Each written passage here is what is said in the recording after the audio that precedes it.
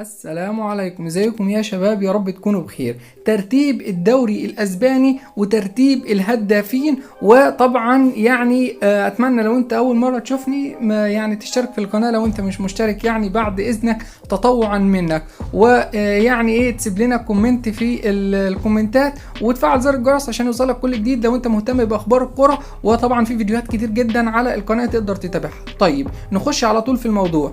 ترتيب الدوري الاسباني بعد الجوله الثامنه، الجوله التاسعه لسه ما تلعبش فيها ولا مباراه. الجوله الثامنه ريال مدريد في الصداره طبعا ب 21 نقطه، وبرشلونه في المركز الثاني وصيف حتى الان ب 20 نقطه، وجيرونا في المركز الثالث ب 19 نقطه، واتلتيكو بالباو في المركز الرابع ب 17 نقطه، واتلتيكو مدريد في المركز الخامس ب 16 نقطة، وطبعا ريال سوسيديا طبعا في المركز السادس ب 15 نقطة، وريال بيتس في المركز السابع ب 12 نقطة. وما اعتقدش ان في فرق تاني هتهمك قوي. اشبيلية مثلا في المركز ال 15 ب7 نقاط، وطبعا ما اعتقدش ان بقية الفرق هتهم ناس كتير جدا.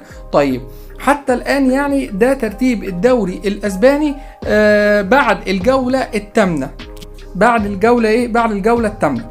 طيب ترتيب الهدافين بقى، ترتيب الهدافين بعد الجولة الثامنة: بلينجهام في الصدارة ب6 أهداف، وروبرتو ليفاندوسكي في الوصيف في المركز الثاني ب5 أهداف، والفارو موراتا لاعب اتلتيكو مدريد مؤدي أداء أكتر من رائع في اتلتيكو مدريد 5 أهداف أيضا، وكوبو طبعا لاعب ريال سوسيديا طبعا 5 أهداف.